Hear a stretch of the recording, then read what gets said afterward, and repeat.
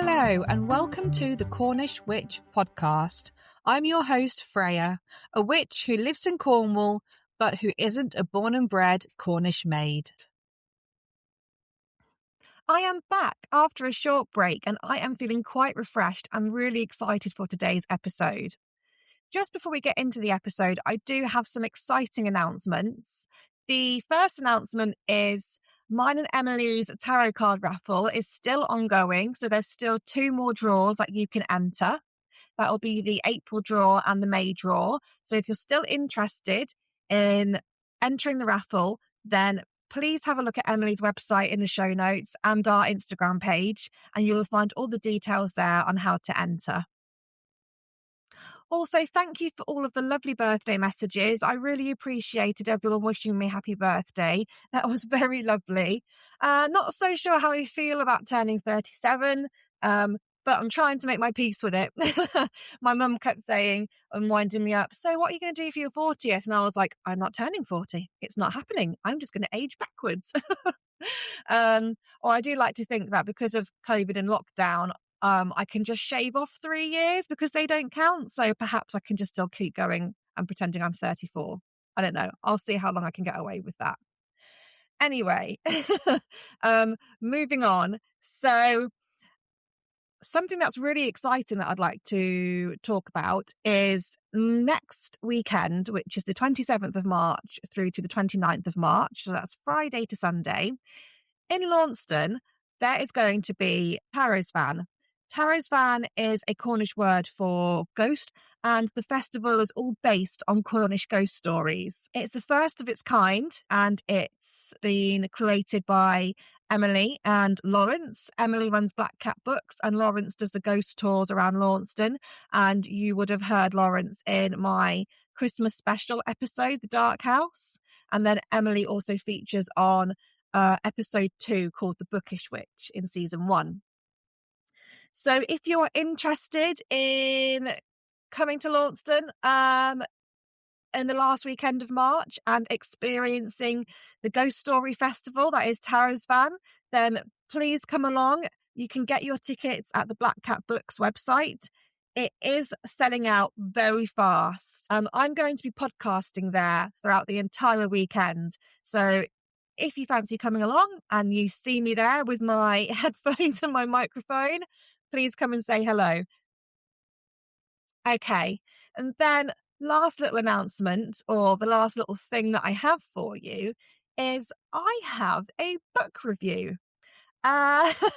which is a first for this podcast, and hopefully not the last. It's not something I usually do, but at the start of the year, I had a publishing company reach out to me called Crossed Crow Books, and they are based in Evanston, which is in Illinois in the USA. And they approached me and asked if I would like to review a book that was being published in March.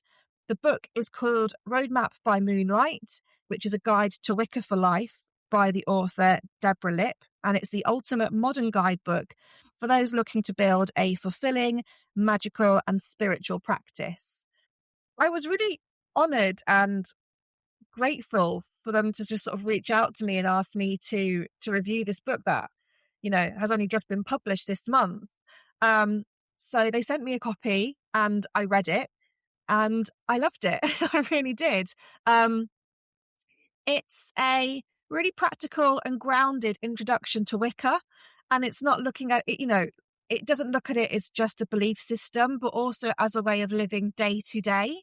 And what I really enjoyed is how approachable the book is. It isn't too complicated. You know, Deborah Lipp, the author, she breaks down quite complex spiritual ideas into something quite clear and usable, and it makes it especially helpful for, you know, I think beginners or anyone who is looking to even deepen their practice. It's not overly mystical or abstract.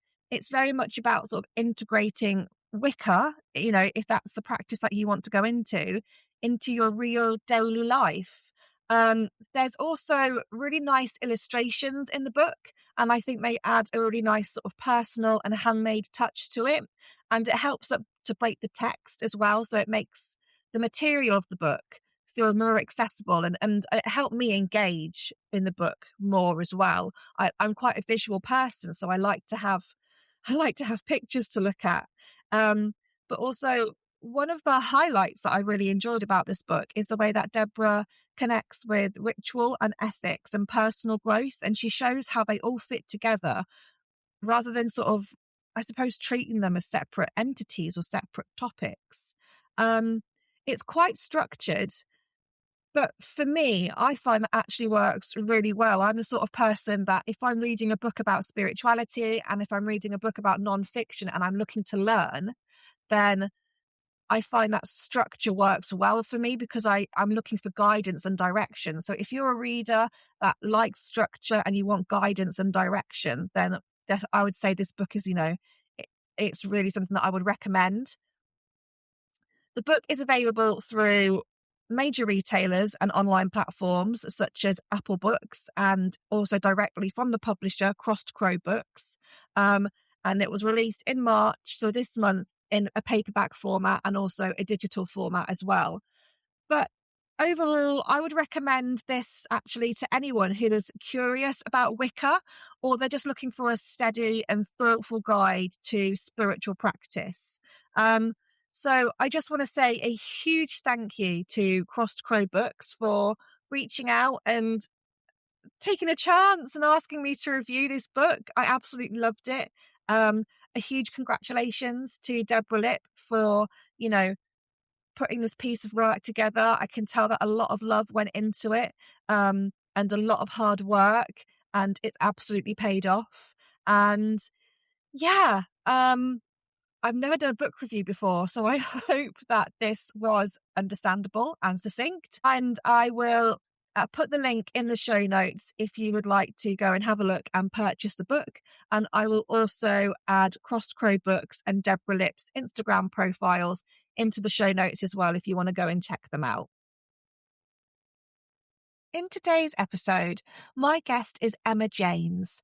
Join us as we explore the rich tapestry of Cornish culture, folk traditions, and spiritual practices through heartfelt conversations, storytelling, and community initiatives. Discover how grassroots movements, local festivals, and personal journeys intertwine to keep tradition alive and foster connection. Emma also shares her personal spiritual journey, exploring her diverse heritage, experiences with angelic Reiki, shamanic practice, and balancing various belief systems. And she reveals the haunted history of her home, living in a Victorian police station.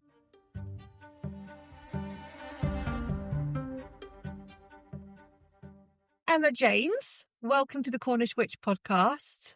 Hi Freya, thank you for having me. You are very welcome. I'm really glad to have you on the show. We met, oh my gosh, it's in last September 2025 at Borderlands Festival when I came and did some volunteer work at the festival, which was such a great success, such a wonderful success. And then, we've kept in contact since then. And I know that you run the Launceston Folk Club, and we're sort of like involved with lots of stuff that's going on, like folk stuff that's going on. And we've got Meet Us at South and the Witchcraft Museum of Witchcraft and Magic down in Ross Castle. So we have it seems like we have our feet in a lot of different territories. Which is really, really nice. Absolutely. And it was really nice that Simon and Fergus from as both the Museum of Witchcraft and Magic and the Museum of British Folklore were very much part of the sort of team, along with Tash and Annette from Make Stuff Happen and Barry from Elmsgrove Community Music sort of came together. And it ended up as a fabulous day in the end. We kind of pulled that together in quite a short space of time, so we weren't sure how it was going to come off, but we were so happy, like by all of us, by the end of the energy in this in the room, because we had to move. If you remember, we had to move everything from outside because it was raining. And then the only time the sun came out as the parade. Yeah, I know. yeah. It was so funny because I didn't know if at the time we had no idea whether there was going to be like 2 people in the parade or however Yeah. because it was so wet. And at the time I had to go stand sentinel on the West Gate, and I had this like fairy dress thing on with no straps and sandals. I was absolutely drenched, and then it was weird because I could hear the music coming, and I kid you not, it was like someone was pouring just a bucket of water on my head. That's how bad it was, and it was running like a river down. And I turned around because I heard the music, and the sky was blue, and the sun was just as Tash came over the hill leading the thing. And I was like, oh my goodness, this is like, I was like, we've done it. It's so joyful. Yeah. But yeah, it was a fabulous day. It was. And are you going to be doing it again this year? We're probably going to be doing I think we're sort of toying with the idea at the moment of whether we might have a year's gap and do some fundraising this year. Yeah. So we will do a Borderlands type event. Definitely. We haven't sort of decided 100% whether it's going to be that or not. I mean, it's getting, we've all got so many other things going on. It's getting a little bit late in the year to sort of pull off a big thing again like that. But we're definitely coming back to do a full festival in 2027. Amazing. So we will, that weekend is actually Launceston Folk Club's anniversary weekend. Coincides nice. Yeah, so I actually set it up because it was the autumn equinox, so I wanted that energy there, and so it'll always be that kind of, there'll always be something going on that weekend. So whether we have just a slightly scaled down Borderlands event, or whether we, mark the Folk Club anniversary and fundraise for the next year, we're going to be doing perhaps lots of smaller fundraising things for sure under the sort of Borderlands banner, if you like. But there'll be something this year, but we'll go full pelt in 2027. Yeah, so mark the date for the 26th of September. Yeah. For my listeners, because I've got lots of listeners all over the world, which is amazing. Oh, wow. Would you be able to explain what Borderlands Festival is for those who aren't sure what we're talking about? Yeah, so Borderlands Festival, we came up with the name Borderlands purely because Launceston is based right on the border of Cornwall and Devon. And I think that gives it a really kind of unique sort of identity. As we're driving around, we're sort of going in and out of Devon. If you go up to Bude or further south, you sort of weave in and out of the border. Yeah, absolutely. And I think it's got a real unique identity in a funny way. I think people in Launceston are hugely sort of patriotic for Cornwall, almost, and some people will say, well, it's because we always we defended the border, back in the day. So I think sometimes, there can be a little bit of tension between different parts, but I think jam and cream or jam. Yeah. Oh, I'm definitely jam first for sure. That's non-negotiable. Yeah. But I think there's, sometimes I think people think, oh, further west, there must be more Cornishness. But in a way, because they've always been having to defend the Cornishness, people in Launceston are hugely sort of patriotic for Cornwall, if that's the right word. That's the only word I think of. Patriotism, I guess. And, but at the same time, we're a bit stuck out on the limb. So quite often tourists will sort of just pass through or past Launceston. A lot of people don't even realise there's a castle, and we get we're a little bit stuck out on a limb. So we wanted to mark that sort of Borderlands thing. And actually, I'm sort of now collaborating with and in connection with quite a lot of other arts organisations in that sort of Borderlands field, I think. So it was the Borderlands Festival of Folklore, Music, Arts and Culture. Yeah. So really with the folklore element at the front and the music and the arts and culture, because we wanted it to sort of encompass that feel. And of course the museums provided the fabulous graphics that came with that, from those real sort of ancient style pictures of, Cornish sort of mythological creatures and objects and things like that. And it was really stunning. It looked so, striking and really professional. and and so we sort of pulled that off. So it was really about getting that, just starting. Oh, we had no idea, because obviously the first one we did, and I think I sort of, it was born out of the idea that I didn't want to keep running folk club anniversary concerts every year, because even though I've always made them as sort of whole community events, I think because it was called, the folk club first anniversary or second anniversary or whatever, a lot of people kind of think, oh, I don't identify myself as a folk club person, so it's not really for me. Do you know what I mean? Yeah. So I sort of decided quite early on that actually I wanted to drop the sort of folk club anniversary label with it, I guess, and building it out so it really appeals to the whole community, and then make sure there's kind of stuff for everyone. So there was a lot of music going on in the fantastic. It was amazing, wasn't it? And we had a Nos Lowen, which is a kind of, I know the Nos Lowen people don't really like it being called a Cornish Ceilidh, but for people who don't understand what a Nos Lowen is, it's Cornish, Cornish dance. It's Cornish dance, But they don't have a caller. Yeah, they don't. People who lead. So there are people in the crowd that do, and Nos Lowen stands for Happy Night in Cornish. So it's lovely. It's got, and it's almost like a dance craze in Cornwall now, particularly further west. And I know Bagus Fellion, and I know Corenza very well, who plays the hammered dulcimer in Bagus Fellion. She's lovely. And they're from further west. And it's really taken off in a big way down there. They have Club Nos Lowen sort of weekly at the Cornish Bank. Yeah. And, they have them sort of Redruth, Helston, Falmouth, and further west. They sort of really got to grips with the whole Nos Lowen thing.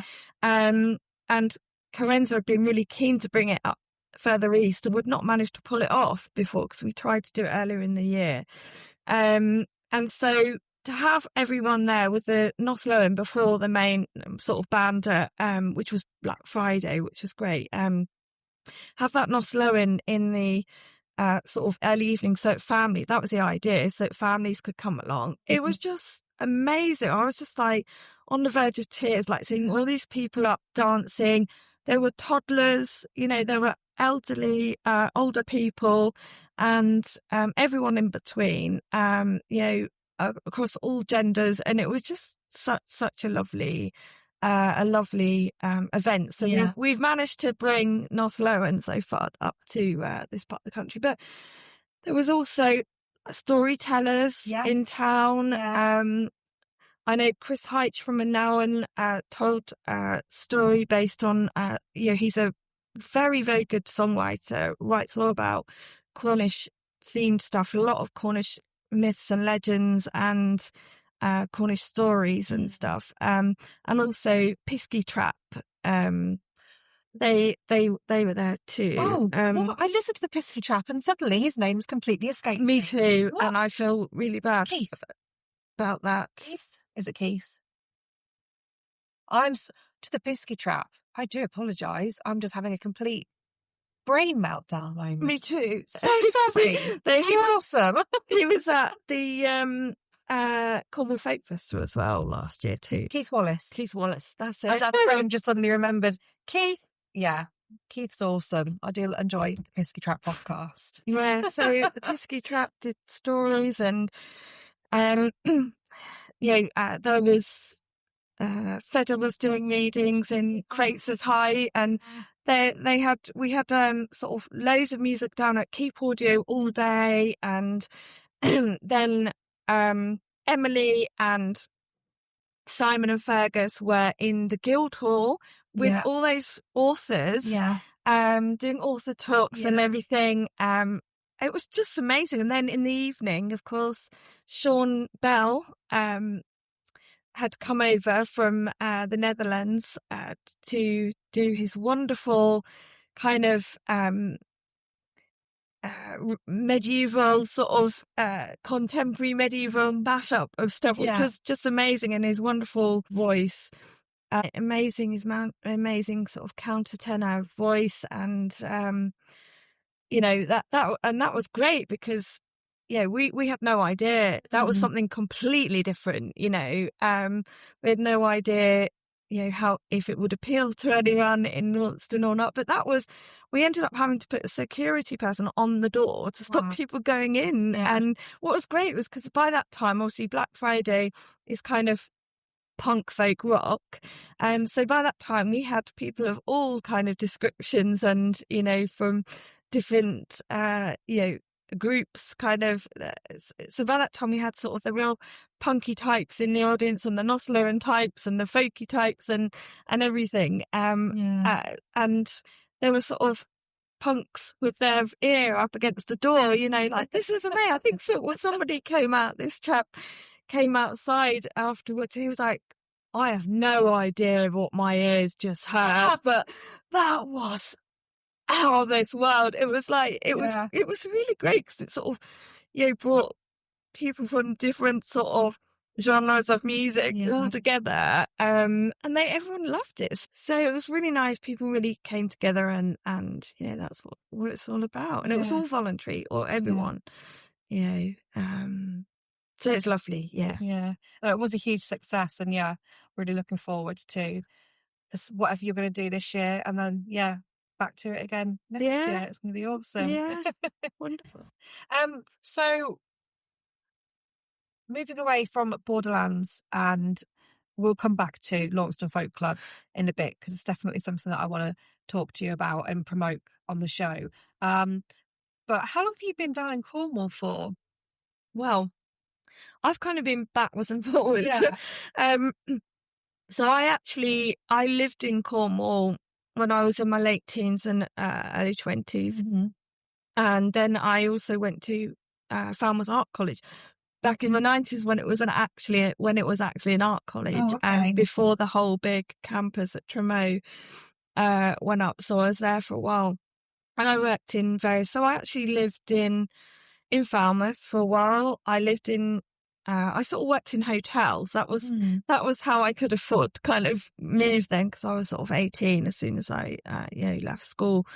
I went to work in a hotel in Stratford-upon-Avon for a bit, and then I was working my way down to Cornwall, because that's where I'd always wanted to be, because ever since I was very little, I fell in love with Cornwall when I was like really small, maybe 4 or 5. Like, I can actually remember this moment down at Tintagel Castle.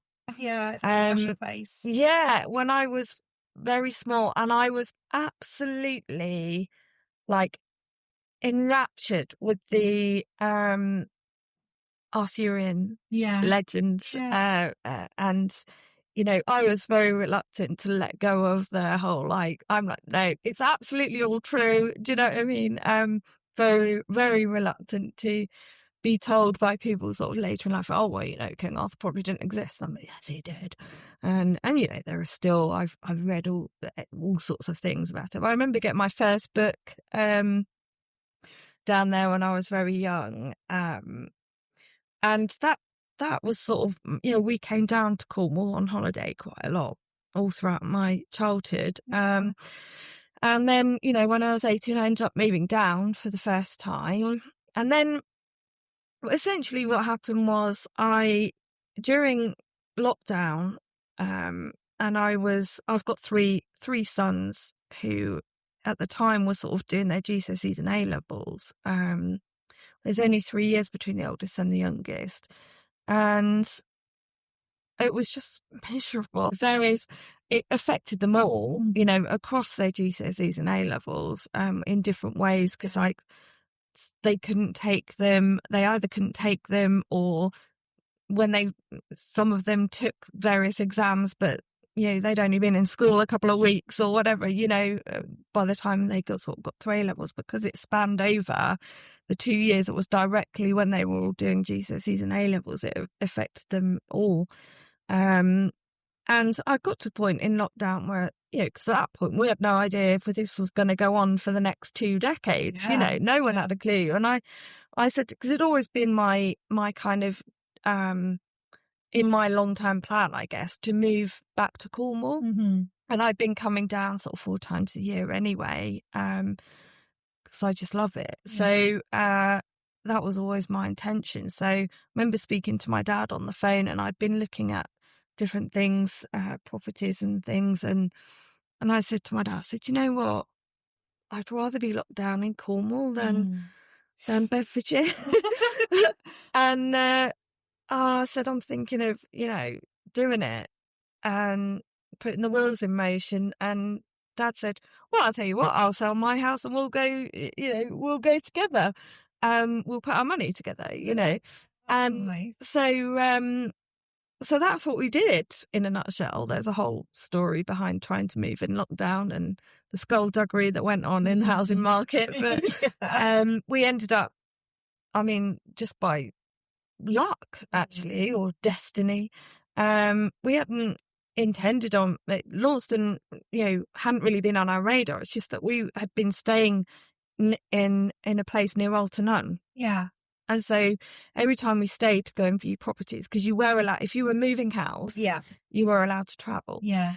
So every time we stayed there, Launceston was our local town, and we stayed there, really regularly, because we had to keep nipping down. Sometimes we'd stay for a week, and sometimes we'd have to pop down really quickly to view something. And we always stayed in the same place. And of course, we were in and out of Launceston getting supplies. And we were like, actually, this looks quite nice here, Yeah. We lost 5 houses in that whole process. It was a nightmare. Gazumping was rife. And also, I think, because we had, Southeast UK addresses, I think people assumed that you had like a spare 200k in your back pocket, So we were, I think, some people took advantage of that myth a bit, because we weren't like that, And so obviously house prices had gone up quite a lot by that time. So a lot of the sort of things that we wanted were completely out of our price range. We ended up viewing, actually it was on the same day, we viewed an old bank in Camelford that still had the vault. Oh, wow. Yeah, it was amazing. The trouble was there was people still living in there who didn't want to go. Because there were flats upstairs, and it had been a crystal shop downstairs, actually. I know exactly where crystals and coffee. Yeah, that's it. Yeah. And we looked at this place. It was huge. It was really cheap, and it was right on the river. And my dad's a cabinet maker and restorer and a luthier, and so he could do any sort of renovation. It's he spent a lot of time like renovating properties and coping with listed buildings and things like that. So we were fortunate in that respect that we could do a self renovation job. But the same day we viewed the old police station in Launceston, which at the time was owned by the British Legion, the Royal British Legion. So it was a commercial property. And I remember walking in there, and because I was thinking, I wonder what an old police station feels like. It's Victorian. And I remember walking in there, immediately being aware of this amazing, beautiful, expansive light energy that was in there. And I was like, this is the best energy place that I've ever been in. Like, of all the houses that we looked at, it was so lovely, and the ceilings are high. And again, because, it was very reasonably priced, because nobody really wanted to do, I think it was suggested that it could have been turned into 2 houses or a few flats or whatever. And I think some developers had looked at it, but, it wasn't really, they hadn't made it work. Yeah. And it even has a barn. It's got a car park at the back, and it has a barn at the end, a big long barn that used to be where the police force kept their horses and carriages. And so we put an offer in, and we got it. So we live in a Victorian police station, which actually has 2 of the old police cells with the original doors. And they're beautiful. Now we rent them out on booking.com. So, it's such a coincidence you say this, because I had a lovely person from Wales contact me, telling me that they were coming to Cornwall for a bit of a trip, and that they would be in Launceston, that they would love the podcast and they'd like to meet up. And I was like, absolutely. And when I met up with them, they said that they were staying at the old police station. Oh, really? Oh, that's funny. Yeah, so we've got two like small basically two little apartments. Yeah. So first thing we had to do, because the thing was at the time in COVID, like building supplies went up massively.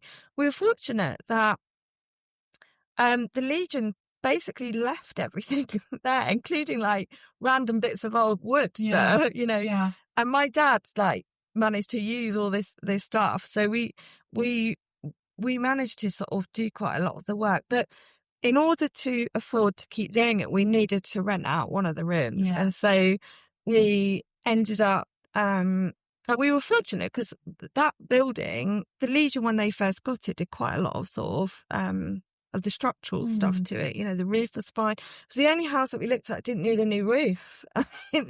You know, and roofs are expensive. Very expensive. And with the weather in Cornwall as well and the damp, oh God, it's, yeah. Well, I know, and everything's Delabole slate, which is the most expensive slate. And of course, because it's in a conservation area, if you're doing something that faces outwards, like the council have to make sure, if you're doing something like to the outside of your building, the town council has to it has to be approved.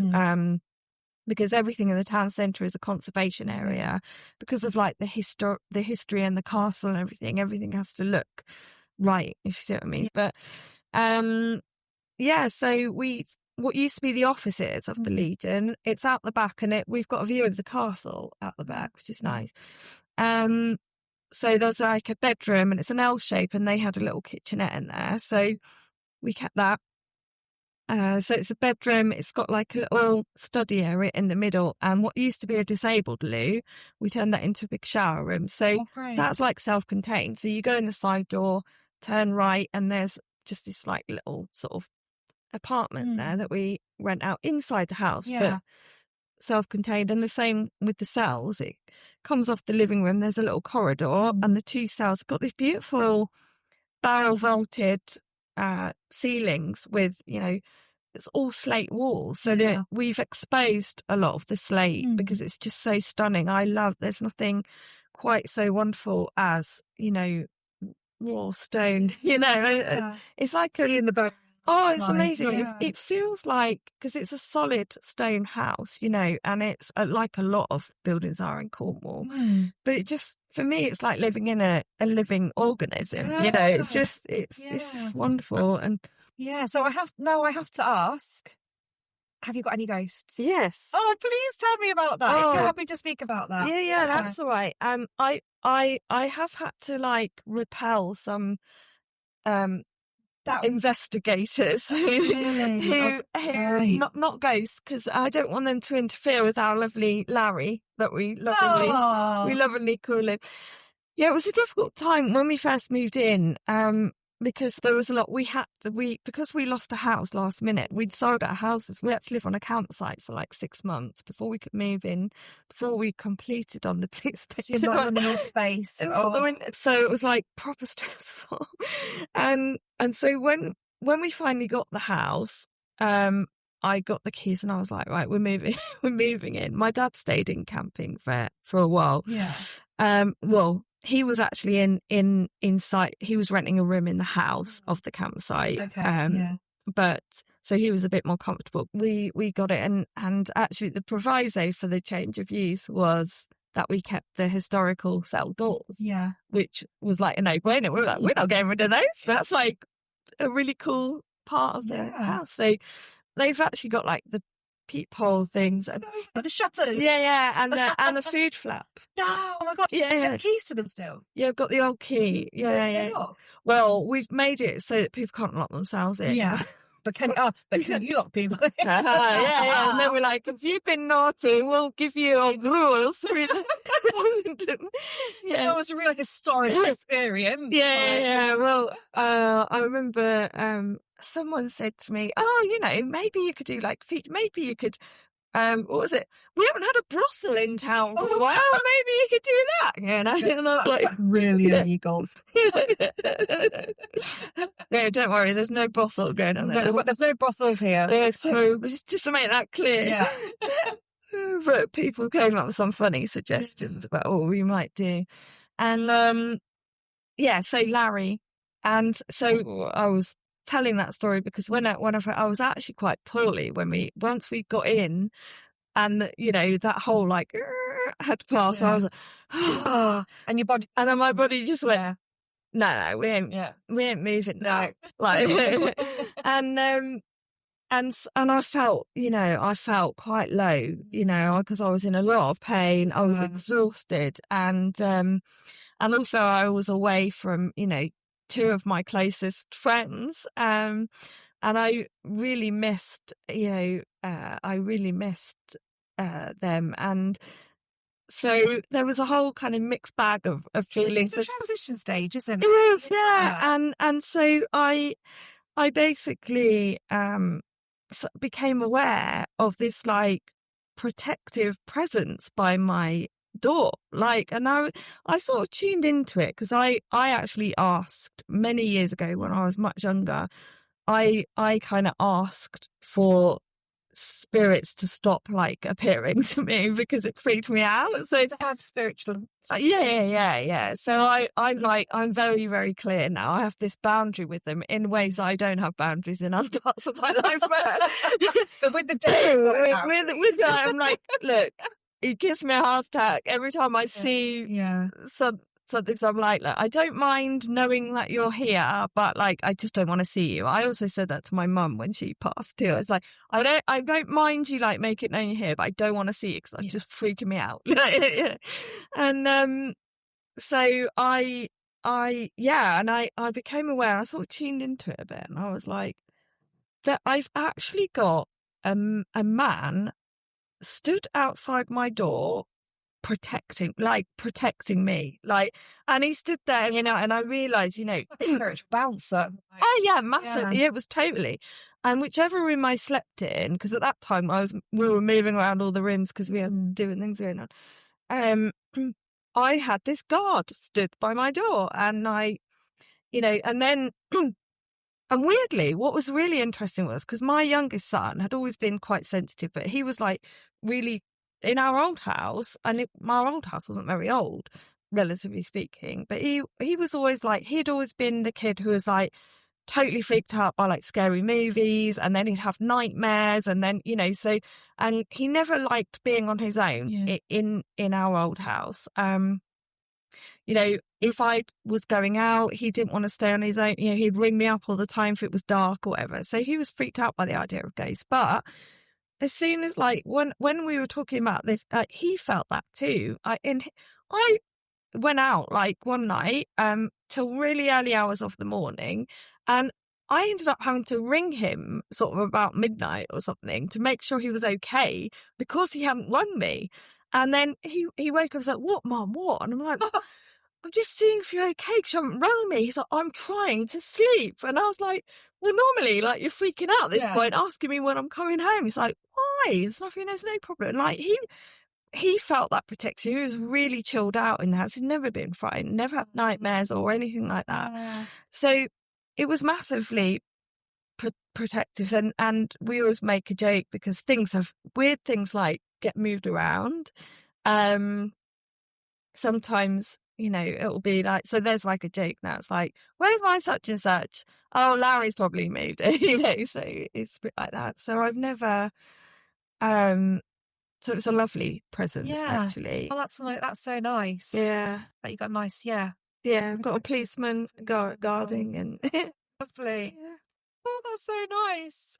So have you done any sort of digging to see who it might be, like any archives or anything like that? I have actually. Well, I've tried. I actually so obviously there's a page on the Launceston Then website that talks about the old police station, and it mentions some of the policemen and talks about like how much it cost to build and when it was built, and it was actually it was built in 1896 Okay. and sorry 1886, and basically it before then the jail was Southgate Arch.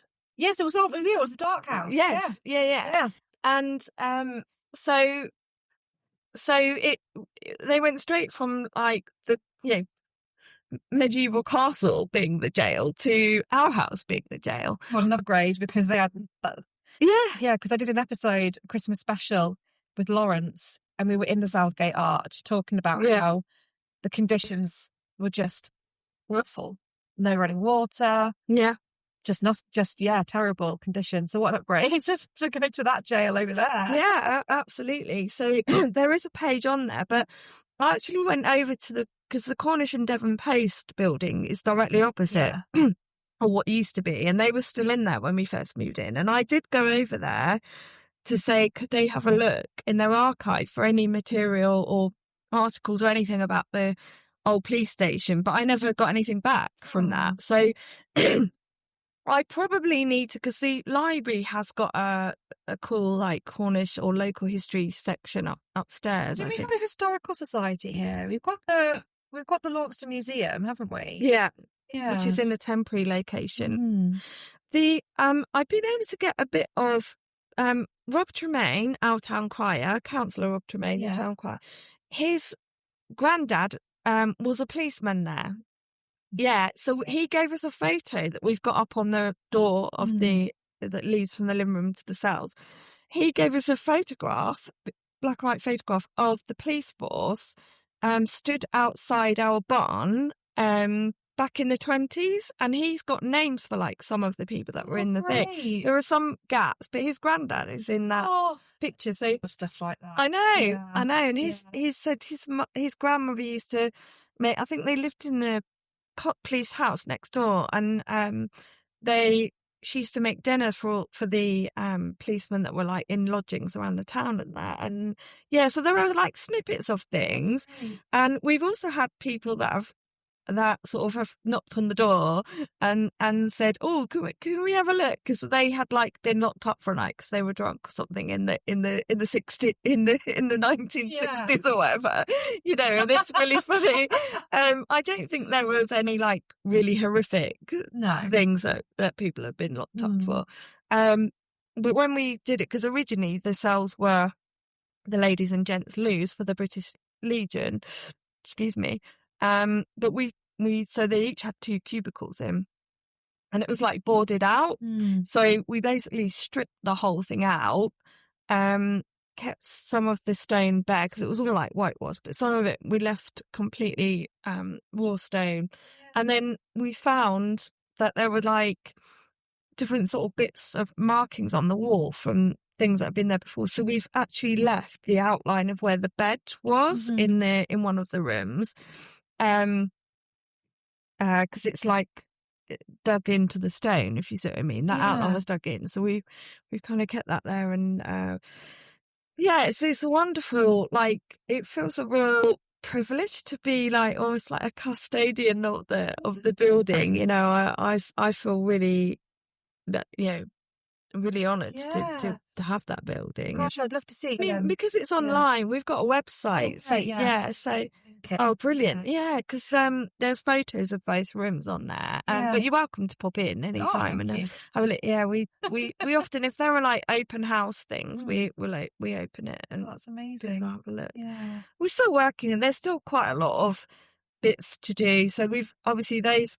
Mostly our own spaces that needs work on, because we did those first so that we could physically keep afloat and pay the bills, and so that's good. So I think they could find it online and on booking.com and stuff. So it's awesome. So you mentioned that we were talking about Larry and how you used to see him, and you did mention that how you had experiences earlier in your life with seeing spirit, and then how you've got those really good boundaries in there now. Can we talk a little bit about your spirituality and how you and how you, I suppose, embody spirit, your own sort of spiritual practice you know, within your life and within your world. We talked about angel cards a little bit earlier. Yeah. They've done a lot of lots of things. Various things over the years. Yeah, I'll try and keep it brief as I can. You know, I'm like, I guess in my household, I was brought up, my mum and dad were like chalk and cheese when it came to this, to sort of spirituality. It's the opposites attract. Yeah, they were quite opposite in a lot of ways. My mum's no longer with us, bless her. She's an incredibly funny, bright, you know, witty, intelligent woman, but had not had any formal education. You know, my granddad, her dad, basically, she was like at the top of her class in everything. And then when it came to her, they had a choice then whether they took O-levels or not. Yeah. When it came to that, even her teacher went round to my grandparents' house and said, please let her do her O-levels. And he said, oh, there's no point. She's a girl and she'll just get married and have children. So I know. And I think, God love her, that probably caused her some, you know, a lot of challenges throughout her life. Yeah. But she was incredibly bright, very funny, and had a real beautiful sort of childlike way with her. She was just wonderful.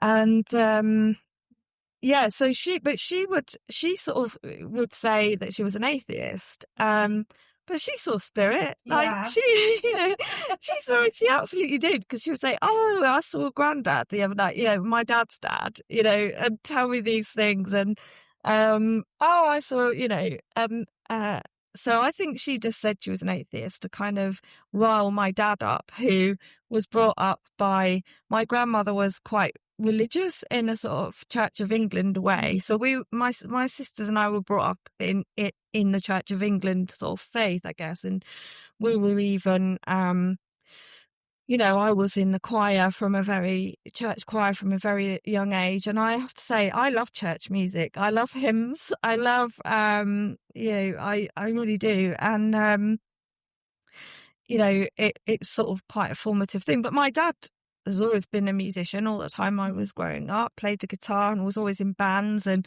we used to get pulled up to sing bands. So going back to the spirituality, yeah, my sort of heritage, I guess, is quite a mixture as well. Like my grandmother on my dad's side, there's a sort of a mixture of like pretty much all the Celtic nations in there. So, wow, that's so cool. Welsh, Irish, Scottish, you know, everything.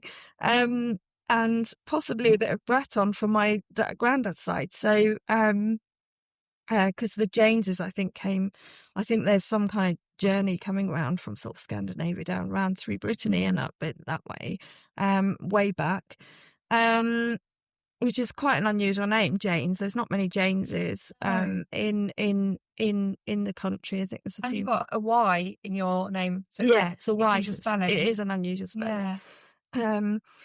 So yeah, but so there was always that kind of slight tension, but I guess I can't really pinpoint an exact moment when I sort of consciously went on a spiritual path. I guess I think I'd always been very open to it. I was never uncomfortable with the idea that there was a God or a source or a, you know, a source power. And I never really wanted to, as I got older, I guess, when I sort of got into my teens and I went to university, I guess I started to and in a way, having, thinking back to that sort of early encounter with sort of Arthurian myth and legend, and Cornish culture and folklore and stuff, that was always around, and that naturally, I think, lends itself to exploring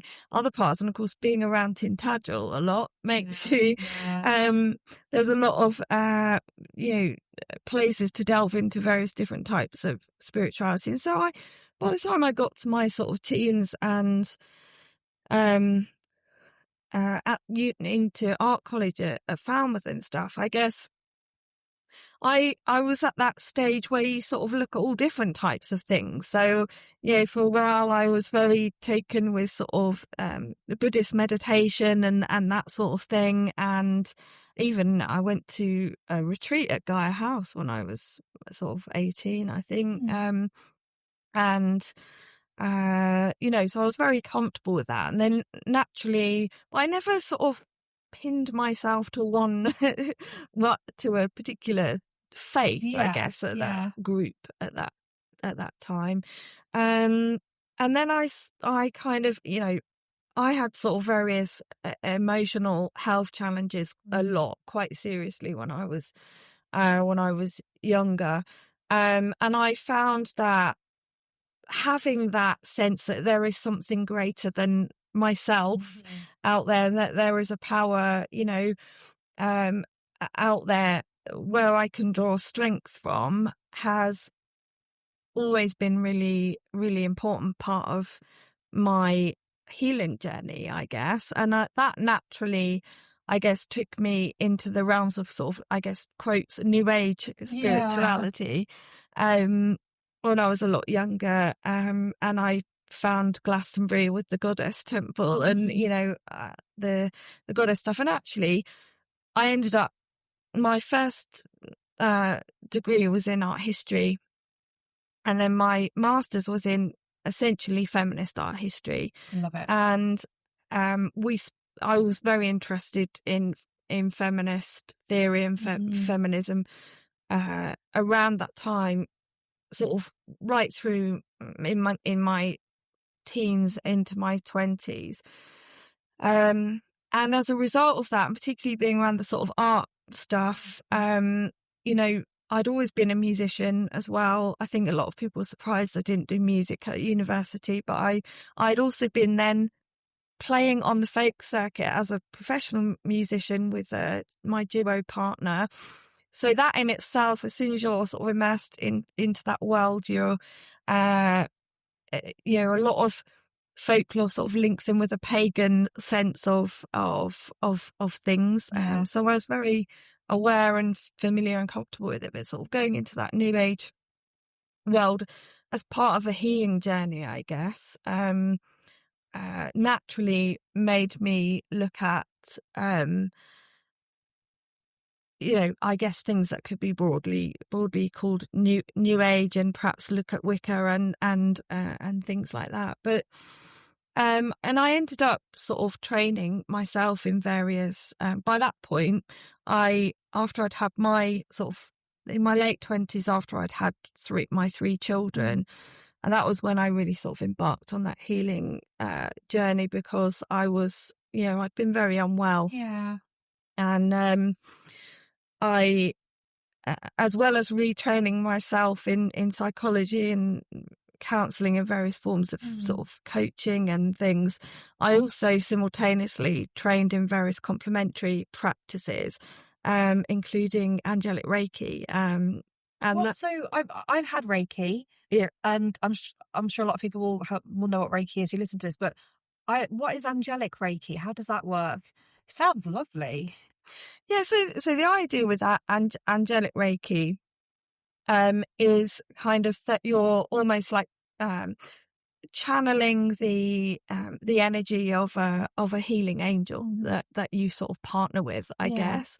So and that sort of energy is coming through you, and it's not, I think, in practice, whereas Reiki, I think there are different hand positions and different symbols and that sort of thing. With angelic Reiki, it's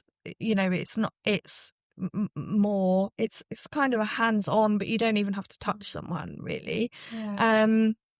And you're almost just asking for, I guess a lot of people say it's the same with any kind of healing practice, where you're not kind of doing something to someone. You're for me, healing is about creating the kind of space where someone is able to sort of heal themselves. I never think, oh, I'm a healer, I can go and fix loads of people or whatever. And it's more about almost creating the environment. And really that I don't practice as an angelic Reiki healer anymore. I used to teach it as well. And that's not really for any specific reason. I sort of veered back more to the sort of direct peer support work, I guess. And I discovered that with that kind of, I guess, knowledge and ability, you don't really have to say, I am now doing angelic Reiki for that kind of, I guess, healing environment and space to be created for healing, which you can do as we are having a conversation. Do you know what I mean? It's sort of that's always there if with the intention to kind of I guess confer a sort of presence or an energy where someone feels safe enough to open up to healing in the broadest sense, I guess.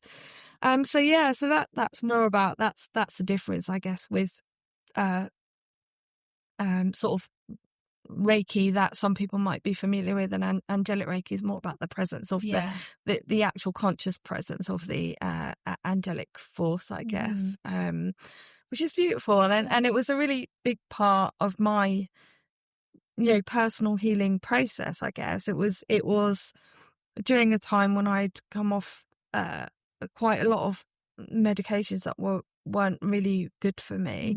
It was really hard to come off a lot of those things. And there were lots of adverse effects from the withdrawal process of that, as in prescription drugs. I'm not talking about, recreational drugs. Just very big clear. With withdrawal symptoms, absolutely they do. Yeah. It took me 2 years with my GP to come off all of that. And then after the last dose, I was really physically poorly. It was almost like a purging, and I ended up, it was insomnia for total insomnia for months, and I had to go to work. I was working in a mental health charity. I'd come out of the NHS by that point. I was working in mental health charity as general manager of a peer-led mental health charity, and I needed to be fit to work with people who were struggling. And the irony being, I felt awful, And that sleep has such a huge impact on our mental health. Oh, yeah. Yeah, even if we have one bad night, our mental health's rubbish the next day. Yeah, so. Absolutely. Yeah. And so I basically remembered that I'd won an angelic Reiki session and I had no clue what it was. And I went along, I think I was telling you about this earlier, before we went on. I was sort of out of desperation. I was like, I'll see if this helps, And I went to, it was someone I knew actually who was doing it. And I spent hours with her. And I was, at that point, it was the first time I remember having a couple of angel books when I was at uni. And so, I was aware of that stuff. Again, I was always very aware of, shamanism and witchcraft and magic and different forms of spirituality, Buddhism, and all these different things. And but I'd never really thought about it from a healing point of view, I guess. And so I went, and I remember having this profound experience, it just sort of opened me up, and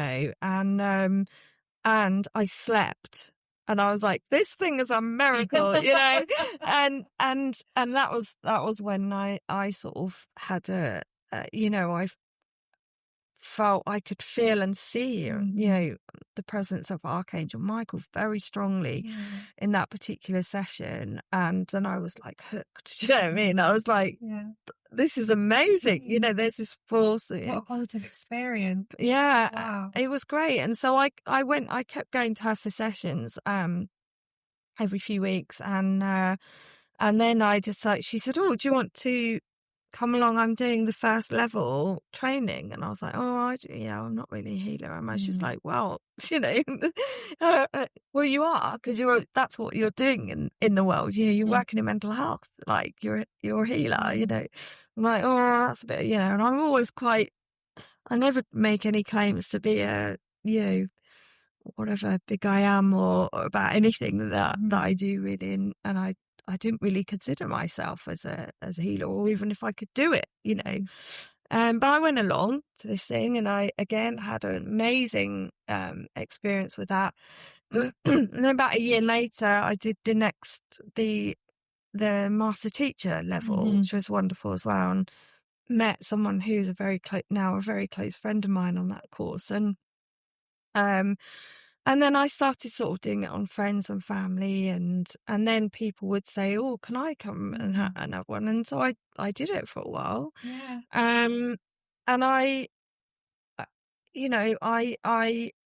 used it quite a lot. And then at the same time, I was trying out all sorts of other things. So I did a shamanic course in London with a guy who actually lives in Devon now, Celtic shamanic practitioner. Yeah. I very wanted things that were like rooted in our culture. No, not that I've read a lot of things, and I've been to lots of different groups and things where people are doing, a lot of sort of South American sort of shamanism and North American actually, because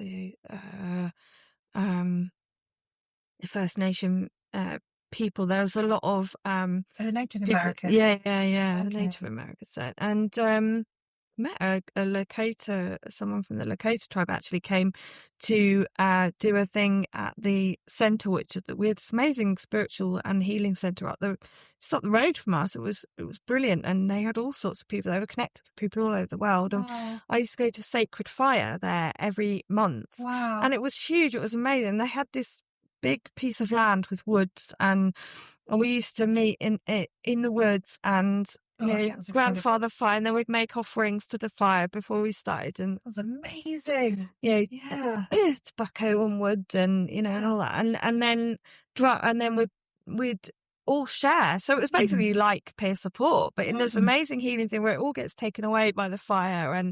And I used to take my sons with me, actually. And as my older two got a bit older, they were like, we're not going to them. But they really liked it, because every time they'd come along. And then my youngest kept coming for a while. I think they really benefited from it. And it was beautiful, because we used to just share. And then afterwards it would be loads of drumming. And I just found that, oh, gosh, such an amazing, part of my life then. So I was really involved in that. And oh gosh, all sorts of things. I did aromatherapy, massage. I did reflexology and batch. Reflexology. Yeah, I've had a bit of a taste for it. It's really quite amazing. It is amazing. Yeah, batch flower remedies and all sorts of things. I did actually train to be a mindfulness-based stress reduction trainer too, and as part of the mental health sort of training, really, and that was good. I can't even think. There's a whole list. That's incredible. I used to say, I was like, and I went to. That's what we were talking about earlier. Doreen Virtue. At the time, Doreen Virtue she was a big hero of mine, and I did her sort of angel healing thing and her angel tarot thing. And that was a great week actually in London, and all that sort of thing. But then I gradually, over time, I got a little bit disillusioned with the kind of new age thing, I guess, for all sorts of reasons. I ended up finding myself in kind of quote spiritual business networking events, and I didn't really like resonate it. with it. I didn't resonate with it. There was quite a lot of toxicity in that environment, I have to say. You can't it? Yeah. And I sort of kept going and thinking, oh, it'll be all right, and you should never ignore that intuition. But I found a lot of, I guess, for not wanting to say some cliched terms, but a lot of spiritual bypassing and you know, when someone turns around to you and says something really horrible and says, spirits told me to tell you that, you know, and then say some horrible insulting thing to you, it's like, yeah, I'm not vibing with this, you know what I mean? You know, it's like, if you've got something horrible that you want to say to me, don't like try and get out of it by saying the spirit told you to say. And I don't think, you know, what sort of spirit are you colluding with? Yeah, I know. So I found that really, difficult. But I mean, you know, there were some sort of people I listened to. I have to say, you know, it was a big part of my journey. It was really helpful, and I learned a lot from it. And I read obsessively, and I was a bit of a kind of spiritual course junkie. You know what I mean? But being in group with people was wonderful, and with, you know, different things like Sacred Fire was a beautiful thing. But yeah, so I did that, and at the same time, you know, as I say, I have a very, very close friend who's actually he's a Catholic, and he has done. He's one of these amazing people that's like done all sorts of things. He's had a very big life, you know. So he's been in the military. He's been, you know, and then came out, and he was an accountant, and was the youngest ever finance director for like a big global business in the UK, and then he trained as a psychotherapist, and he specialised in trauma therapy, and he was at Harley Street, but at the same time he did shamanic work too, and it was like really good, nice to see how that sort of, and the way he talks about things, it's amazing because he has a real knowledge of kind of pagan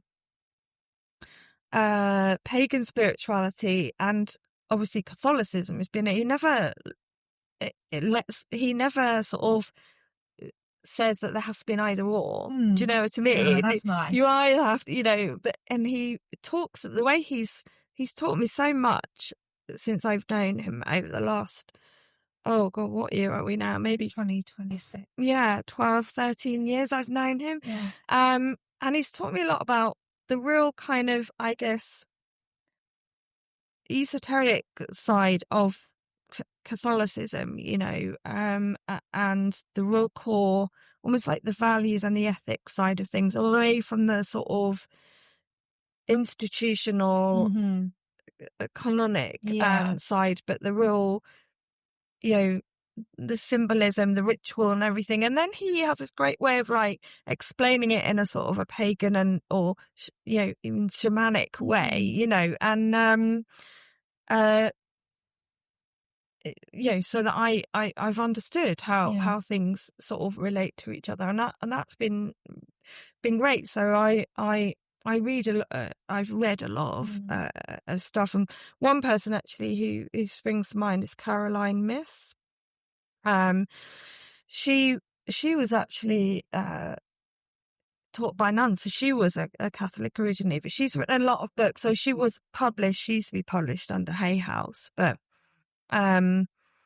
she wrote a great book called Anatomy of the Spirit, where she literally kind of talks about the links between, she does this whole link thing between the Kabbalah, the chakra system and the sacraments, and how they sort of link together. And I really love that sort of almost like blending, because I think we can end up quite sort of siloed and segregated by religion sometimes, or our faith groups, if you see what I mean. And I love to see that ways that we can relate to each other by talking in each other's language, I guess, in a way, if that makes sense. Absolutely. And another book called Why People Don't Heal and How They Can.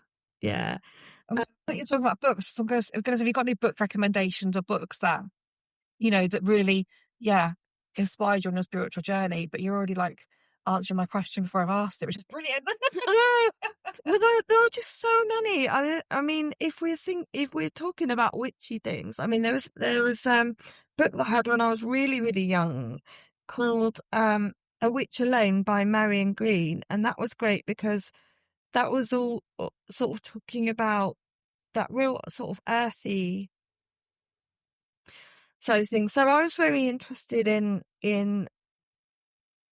I guess the sort of nature side of things and how, you know, the cycles of the planet and the the moon and all of that. And so I love the moon. a lot of her stuff was really about that, how we can develop spiritual practice by ourselves in communion with nature and, you know, different cycles. And of course, as women, we're very connected to cycles. And that was very interesting for me. So she was one.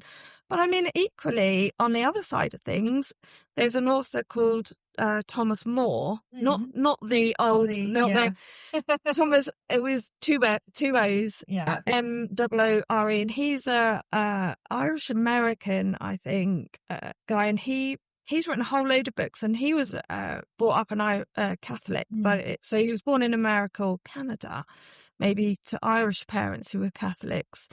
And he was a monk for a period of time, but he trained as a psychologist or a psychotherapist. And then I think moved away from the sort of, I guess, more dogmatic side of things. But he wrote a whole load of books, and one of them, two of them that sort of spring to mind are Dark Nights of the Soul. And Care of the Soul, 2 bits. So those sorts of books were really helpful to me. In fact, I reread Dark Nights of the Soul last year. And, you know, I always find with a lot of these books, I don't often reread books, but sometimes I revisit things. And when you revisit things at different parts of your life, they teach you different things.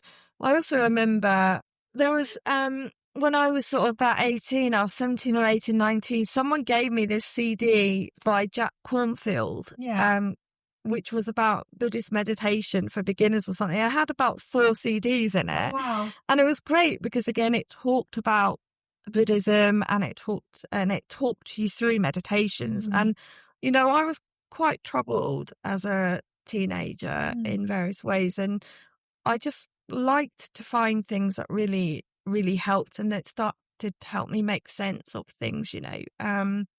There's that. Oh gosh, there was one book I sort of I was a bit of I guess in the sort of healing journey, there's a real kind of seeking phase, you know, where you almost like constantly seeking, you know, and spiritual seeking, and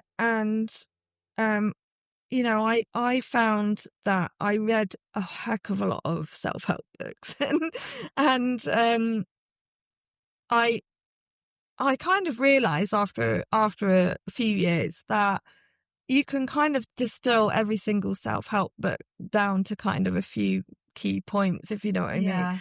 But and the one that I still recommend to people who, particularly who are going through a mental health journey, who perhaps don't really have a spiritual journey as such. The only one I sort of refer to is one that's called Feel the Fear and Do It Anyway. Oh, I think I have that book, and I think my Susan has it as well. And Susan Jeffers.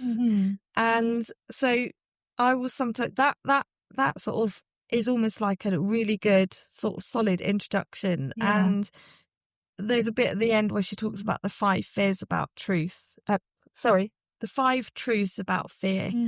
And essentially the last one is, you know, we're always going to have fear because that means we're going to grow. So you can either have, it was like the sort of helplessness of staying where you are, or moving to sort of hopefulness and just plunge in, and, you know, just knowing that a sign of growth is that we're feeling fear, and that we, you know, kind of just in a nutshell, I guess, if you look up the 5 truths about fear, it comes up online, the list, and I always found that very helpful. So oh gosh, there are just so many, and it doesn't really follow one particular, I think there is a lot to be taken from different things. Variety of them. Yeah. What I'll do is I will all the books that you've mentioned, I will put them in the show notes, so then if people want to go and you know, thinking about buying a book, they can go and look it up online and read a bit more about it. So I'll pop that all in the show notes for everyone as well. Let's have a chat about Launceston Folk Club and Records Radio, because I really want to get into that and do a bit of promotion for the Folk Club and Records Radio as well. So how did you get involved with the Folk Club actually?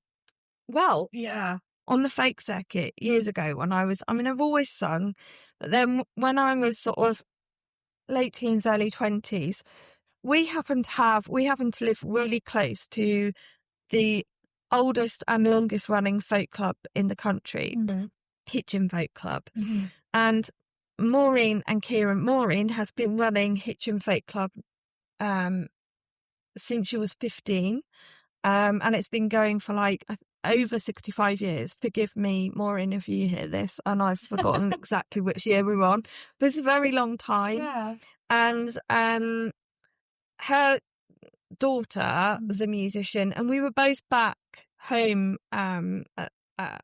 sort of in our early 20s for one reason or another, and we decided to get together and form a duo, and we sort of went around the folk circuit, and it was absolutely brilliant. So I actually did a year of operatic singing when I lived here. I learnt with a lady. I was a massive fan of Maria Callas, and I was like, I want to be Maria Callas when I grow up, and so when I was living in Luxillian, weird thing was, she was taught by this woman called Elvira de Hidalgo, who created her own method, which she designed so it wasn't like sort of straining on the throat and the so it's very sort of stomach abdomen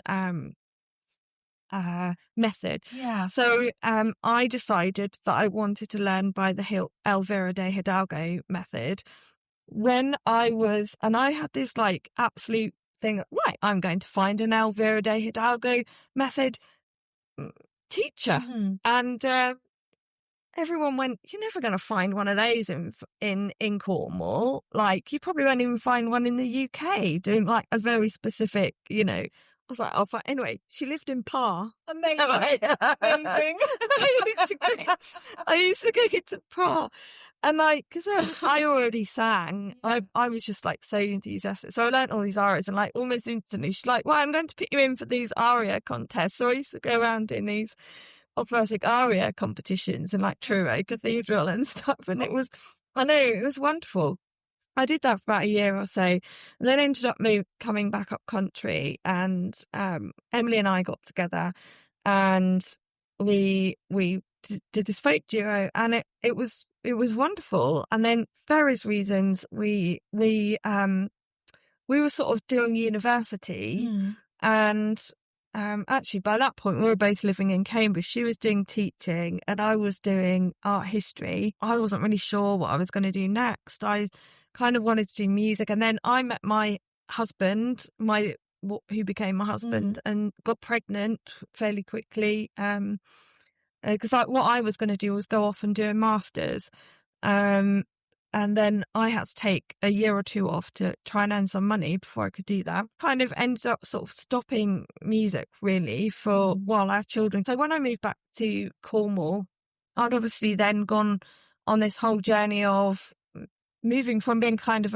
in the arts, I guess, to retraining in psychology and going back to uni and getting a BSc in psychology, and then doing the whole sort of mental health work, and that was sort of my passion for a while. And then moving back to Cornwall, I was like, right, I absolutely want to get back into music now. And I just started connecting in with people, started going to the open mics and various things. And I remember just having conversations with people and someone saying, what we need is a folk club. And, and I'd sort of been involved I was in the chamber for a while. I was chair of the the chamber for a while, and we had been running lots of events with when Annette and Tash were also in the chamber from Make Stop Happen. Yeah. And so I'd been used to sort of running events in town, and I got to know people in the music world down here. And I became friends with someone who lives in Launceston, whose late husband was actually one of the founder members of Fairport Convention. Okay. Lives just up the hill. Yeah. And I remember someone had said to me about starting up a folk club, and I thought to myself, well, I've got such a great model, and I spoke to Maureen from Hitchin Folk Club, and she'd always run it as a concert folk club with so a main act drawn from the wider folk circuit and a resident. She had a list of sort of resident artists who did a half-hour supports beforehand. So for me, that's what a folk club was. Yeah. A lot of the folk clubs that are in Cornwall are very traditional folk clubs. Yeah. And so everyone's doing their own thing. So I thought, well, there's not really a sort of concert folk club like that in this part of the world. So I obviously connected with people from Bodmin Folk Club and said what I was going to do, and I joined Bodmin and connected up with people at Cornwall Folk Festival and everything. And I said to Keith, the friend I was talking about earlier, people are sort of, I'm thinking of starting a folk club, but I don't think I will. And he's like, yeah, do it, just speak to Maureen. And I was like, oh, I'm not sure. And I ended up bumping into Jill in the street and saying, thinking about this folk club idea. And she went, yeah, do it. And she was so enthusiastic about it. Jill's the one whose husband was in Fairport, late husband was in Fairport Convention. And I remember seeing her face and her enthusiasm, and I thought, well, there's definitely support for this. And she really sort of inspired me to just do it. And she was great. And she gave us an image of Dave, because I asked her if Dave, if it would be okay if we had Dave as our folk club mascot, and she was over the moon. She gave us an image that she'd painted of him.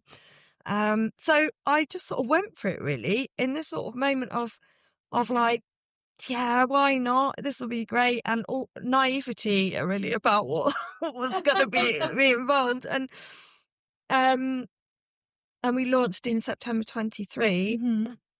And then, thankfully, I sort of reconnected with a lot of people who I'd known in the folk world. And, very quickly, we had some really great musicians off the circuit coming to play. So we've had like Phil Beer, who's actually only in Devon, who is one half of what used to be Show of Hands. Okay. And we've obviously had Fairport Convention down. We've had Gig Spanner, which was started by one of the founder members of Steel Eye Span, Peter Knight. And Mike Silver, I knew him from Hitchin Folk Club because he's massive. He was massive he is massive on the circuit. And he was like a massive hero of mine when I was growing up.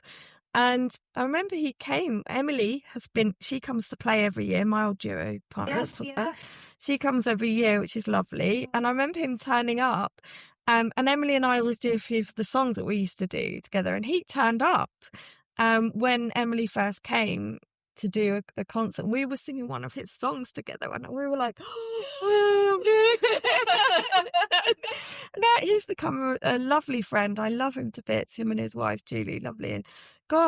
And Kevin Dempsey launched the folk club for us. He's amazing. And of course, I was just over the moon, but Kev was over the moon. What was really nice is I thought, I was a bit like, oh, so-and-so, like they've been so good, they want to come and play. And I hadn't realised, sort of getting back into that folk work, how lovely everyone is. People are overjoyed to come and play, and it's been a real amazing journey, sort of getting to know people again and reconnecting with people, and also meeting new new people that I kind of knew of, before. And so we're trying to have the model really with Launceston is that we have a main act and a support slot chosen from the local music scene. The idea being that, with the support, obviously connected with the radios, is kind of getting Cornwall-based music and Devon-based music known. Yes, further than the South. Further than the Tamar, So really, by giving sort of local musicians the opportunity to meet some really well-known established artists on the circuit, hopefully, and that has worked quite a few times, where local musicians and often younger musicians have connected with some of the bigger artists, and they've, connected with them and shared and connected them with other people in the scene, and maybe helped to push them along. And that's really lovely. So it was a combination of wanting to bring acts into Cornwall that typically their tours stop at like Exeter or Plymouth, and bring them further into Cornwall, and wanting to connect up the Cornish folk scene, because the Cornish folk scene is massive. It's just so wonderful. It's so rich. There are some wonderful musicians, and we found that from doing the songwriters open mic. Who knew there were just so many creative people that come out of the woodwork every month? So, I sometimes think, some few people might message me one month, say, I can't come this month. And I think, no one's going to turn up. And then all of a sudden, a whole bunch of people I never knew even existed turn up. It's been one. What's great about the songwriters as well is that we get some like people that have written their first song, coming as well as as well as, and it's really supportive. People, the people who are there, as well as like some people who are quite well known on the circuit. So we had Samantha from All for Jolly came last time, and often Chris from Manawan comes, and Hayden Biddle, he's just released his first originals album, which is wonderful. But he's been known on the local scene for a while, and it's lovely having that blend of people come together. If people want to get involved with Launceston Folklore, but they want to support it, how can they do that? Like, some people might be listening thinking, that's just something I really would like to get involved in or support. Yeah, sure. So the best way to do is I've moved everything under one banner now. I've actually brought that all under Wreckers Music now. Right. So if people go to wreckersmusic.org, and I'll put this in the show notes for people to click onto as well. Brilliant. Yeah. They can see all the stuff that we've got going on. So there's an events page. That's where all the events are listed, including the sort of monthly informal events, but all the concerts. So we're already this year, we've had our first concert of the year was actually Martha Woods, who's a brilliant young Cornish musician from Lostwithiel, who's doing really well on the folk scene at the moment with Ben Bamford from Bude. Last month we had Cohen, we also had Cohen Braithwaite Kilcoyne, who's just this amazing squeeze box player who mixes like sort of English folk music with Caribbean music. Yeah, because he has he has mixed heritage himself, and so and he does this wonderful storytelling about how the Caribbeans picked up the English music when the English obviously went over there, and so these tunes are just amazing. There's some footage of him on the thing. So we're having we have some amazing musicians. I can't possibly list all the people that we've had, but on the 22nd of March, we've got Bob Fox coming, who has got one of the best voices on the circuit. Is that the next event, the 22nd of March? Yeah, and that's at Launceston Golf Club. Okay. And doors open at 7, and he's an amazing singer and guitarist. So his guitar playing, his singing are amazing. He's fabulous. I can't even describe how it's got this rich velvety voice, and he's from the northeast, so he does a lot of songs about the kind of mining heritage, but he was also the songman in the Warhorse done by the National Theatre. He's been around for a long time, but he's still got this beautiful voice, and he's guitar playing is stunning, and he tells great stories, very engaging. So then we've got a big one in April. I'm hosting Merry Hell twice in April, once in Falmouth on the 17th, and then on Saturday the 18th in Launceston Town Hall. And they're a big folk rock band, very high energy. They're from the Northwest, and they're fabulous. They were at Cornwall Folk Festival last year, and they came to us the year before, so they're back, and they're absolutely amazing as well. That's going to be a great night. That's actually awesome. It might be useful for people out there. Yeah. Damien Liptrot, their manager, is doing a workshop in the afternoon in Launceston. Right. Because obviously I'm trying to sort of connect with lots of people and see how we can kind of save grassroots music in the Southwest, and we can only do that by working together. And so it's sort of the aim behind it. Damien's going to talk about music management, tour management. He's also he's done a lot of work with independent musicians who sometimes, perhaps have gone into the studio recording an album and they don't really know what to do with it or how to promote themselves. So he knows about all that stuff. And so it's for like venues, promoters, agents, musicians, clubs, anyone come along. It's a networking opportunity as well. And it's only £5 for that ticket. And if you come to that, you get a member price ticket to the concert in the evening. Awesome. That's all on at reckersmusic.org. So how do people listen to Reckers Radio? How can they, is it DAB? Is it FM? How do they find you? So basically, we're hopefully going to work towards becoming like a community radio station that's registered by Ofcom, but we're not there yet. Got to wait for an FM mast in this area, actually. So put one on top of the South. So it's purely online at the moment. So you go to reckers.radio. And that's Reckers, like the Cornish Reckers, the shit's reckers.radio. And right on the front page there is a play button. And you just play and you listen, and it streams music 24/7 at the moment. So we're trying to encourage people, if you've already got a podcast, by all means, we'll stick it in the program and you can have a weekly slot. And it'll all be branded to your own organisation with links to your stuff. If you fancy doing a podcast and you've never done it yet, come and do it. And again, it can be branded to you and your organisation. Put on our socials and website. There'll be like a page for a bio for everyone who does something like that. If you want to, I don't know, it could be any genre. So the remit for Reckers Radio is independent musicians and grassroots venues across Cornwall and Devon. We say west of the X because that just sounds a bit catchier than west of the X. West of the X. But it's basically Cornwall and Devon. Or anyone playing who's coming to visit and play. So if you've got recorded music, MP3s or WAV files, by all means send them to us at hello@reckers.radio. Connect with us on social media. We've got a Reckers Radio Facebook page, a Reckers Live Music Facebook group, and a Reckers Radio Instagram page. Same with Launceston Folk Club has an Instagram and a Facebook group. There's quite a lot of people, and I'm really open to people sharing their music and events in those groups. So once you've been approved once, because we had a bunch of like spammers that were like it's annoying, nasty things going on. So lewd pictures and stuff. So I had to put approve once you've been approved once, and you can post.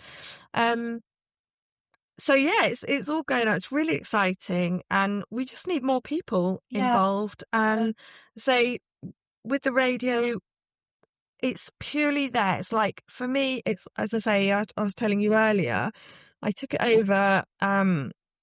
It's to sort of save what used to be Cornwall Folk Radio, because it was going to shut down. There's a very small group of us. Cornwall Folk Festival we do it in conjunction with them. So we always live broadcast from Cornwall Folk Festival. If you want us to come and live broadcast from your venue or your gig, or that will take a little bit of organising, but we can do that. It's the sort of thing we'd like to do. Or if you've recorded your gig and you want to send it to us and we can do a thing, wherever. 2% on the radio. Well, that's what we're trying to encourage. Yeah. So when I get the time, I would like to present my own programme, but it's literally it's all voluntary as well, and it takes up every waking hour of my life at the moment. So honestly, if you are interested in that in any way, shape or form, I just encourage people to get in touch because we need help. Like, I think if there's anyone out there, who's based up around here in North Cornwall, South Devon, any sort of media students who are looking to get into radio and they want to have a go at presenting, absolutely something, please contact Emma. For sure. Absolutely. It's a blank slate. I'm not at all precious about it. I want it to do for the community what we have said we want it to do, which is support musicians and venues, independent musicians, grassroots venues in Cornwall and Devon. That's my soul. It's theirs. Right? So if you're one of those, or if it can help you in any way, if you want to even curate a playlist of your favourite local musicians or of any music that you like, come and do a Desert Island Disc type of thing, Love to create a Witchy playlist. that would be lovely. Seriously, we're open to suggestions as well. As I say, this isn't a vanity project for me. No. It's to be honest, it takes up a lot of time. It's like keeping Cornish culture and community alive, and it's so important, and we want to keep it going, and you're doing such a wonderful job, but I get that it takes up a lot of time, and you need the help. So if anyone's wanting to come and help Emma, I've already offered my services, but just come and get in touch if you're based in North Cornwall and South Devon. Absolutely. And the great thing with the online space at the moment is even if you record something at home in it doesn't matter where you are really. But if you want to come and get involved sort of hands-on and any help, social media, graphic design or whatever it is, that's not my forte. So if anyone has any great ideas, so we're going to try and get some more funding in this year. When I say more funding, some funding. Because obviously we have to pay PRS and PPL licenses, we have costs, and we currently don't have any sort of separate funding for that. That's sort of all coming out of our pockets, and we're volunteers. So you need the income for that necessary expenditure to keep it going. I get that. Absolutely. So if anyone fancies sort of helping out with socials around that would be great. And and as you say, you've offered to help, and to your hand. Very grateful, really grateful for anyone. And so that's amazing. Well, I'm so grateful for having you on the show, just joining on the show today. All the stuff you're doing with the Folk Club and Wreckers Radio, and just sharing that is really, really exciting, and I can't wait to see how it all goes, and all the events that'll be coming up this year and next year for sure. Thank you, Freya. You're very welcome. Honestly, thank you for sharing your spiritual journey with me today as well. It's been so lovely. I hope it made sense. It made sense to me. I've been hanging on to your every word. I'd love to have you back in the future to talk more about the Cornish folk culture and more about folk music. Because I think we could really do a deep dive into that. That would be great. Actually, I've sort of been around all corners of my life in this. I feel like I am not known for being succinct, as folk club members will tell you. I've had to really practice, but anyway, it went where it went, and that's what's meant to be. So, but I'd love to come back and talk about Cornish culture and Cornish folk music, and talk about some of the wonderful musicians that are performing in our area. We can get some of them on with you and have a bit of a jam. That would be really nice, actually. I sound like I know what I'm talking about. I don't. I might have to get. It was fine. Right? We could have left it there. Get it out then. That's okay. Oh, Emma, it's been such a pleasure. Thank you so much. Thank you. Yeah, everyone, please go and have a look at all of the links I've put in the show notes and go and show Emma and Launceston Folk Club and Wreckers Radio some support. Yeah, thank you. And it's been really lovely chatting to you, Freya. And honestly, thank you for your time. You're very welcome. Pleasure.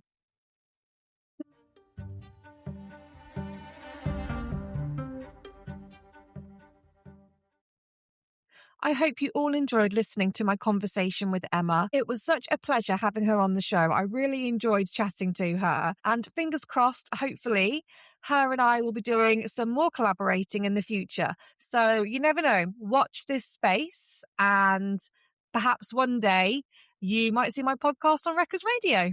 I have linked all of her information, including the websites to Launceston Folk Club and Wreckers Radio, in the show notes. So you can click on those links and then you can go and find all of the information and the events and the gigs that Emma mentioned through the website. Let's move on to our Witch Weekly events, where I let you know what witchy or spiritual events are happening in and around South Devon and Cornwall. Starting with local covens that are seeking new members. So if you're a solitary witch looking to join a coven, this might be for you. Ros and Booker, one of Cornwall's longest established covens, hold meetings in North Cornwall and the Devon-Cornwall border. Applicants are welcome to introduce themselves via email and can visit their website for more information. The Cunning is a witch and occult shop based in Plymouth. They currently hold the Coven of the Sacred Grove. They are a diverse group of witches from different paths that come together to learn and support each other. Within their coven, they break the year down into 4 seasons. The physical coven meets on a Tuesday and Thursday nights fortnightly. They also have an online coven with spaces available. Everyone is in a group together, and each week they drop different techniques and teachings from PDFs, slides, and videos. Joining the covens comes with a range of benefits. You can get money off the shop and services, and you can also make use of the coven library, which is for local members only. To join the physical coven, it's £30 per person, and if you want to join the online coven, that's £15. If you would like to get in touch, you can message them through their Instagram page or Facebook page, and I've also added their email address in the show notes. The lovely Seren from Serendipity Healing is back, and she's advertising her women's circles again. So she holds 3 women's circles. These are Tuesday in Abbot Scarswell, Wednesday in Torquay, and Thursday in Totnes, and they are all from 7 p.m. until 9 p.m. Participants can choose the date and venue that suits them, and she covers the same information in each one.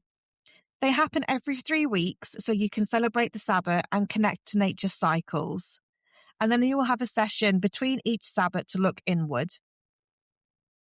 She teaches a variety of modalities. These include somatic movement, guided meditations, tarot and oracle cards, witch runes, exploring crystals, herbs, journaling, creative expression through arts and crafts, Reiki, Sekhem energy, drumming and sound, goddess work with the archetypes, meaningful ritual and ceremonies, and lots more. Local witchy and spiritual events. Continuing with the Cunning Grove, on Wednesdays they hold a Witch and Stitch, which is a free weekly crochet, knitting and witchcraft session. And on Saturday mornings, they hold a free Witch and Brew session, which is a social with tea, talk, and it has a teaching focus.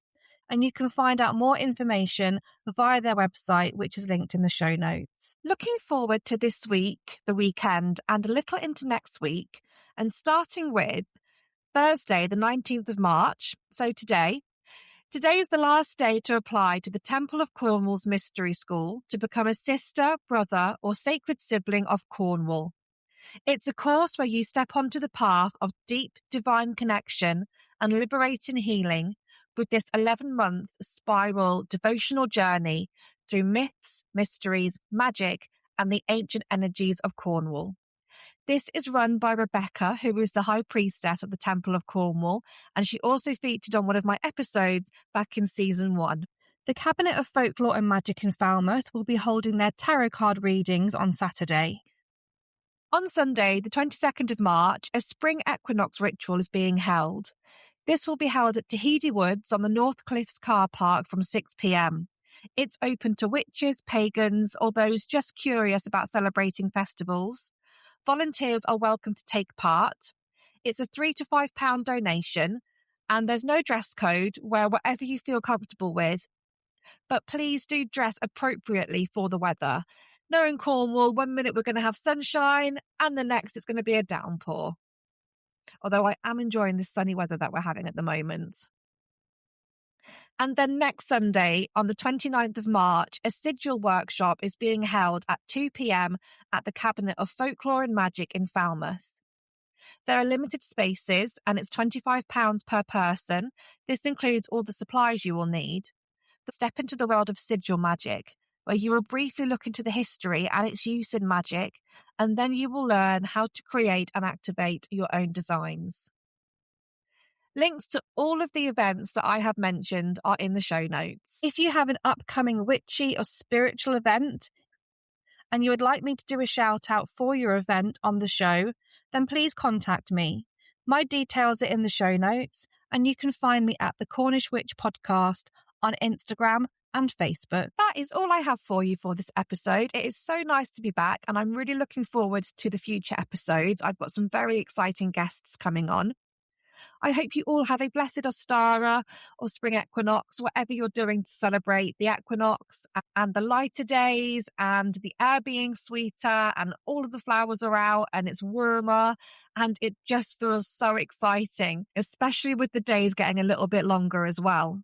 So I hope you all enjoy celebrating this weekend, and I will be back next week for another episode. Thank you so much for listening to the Cornish Witch Podcast.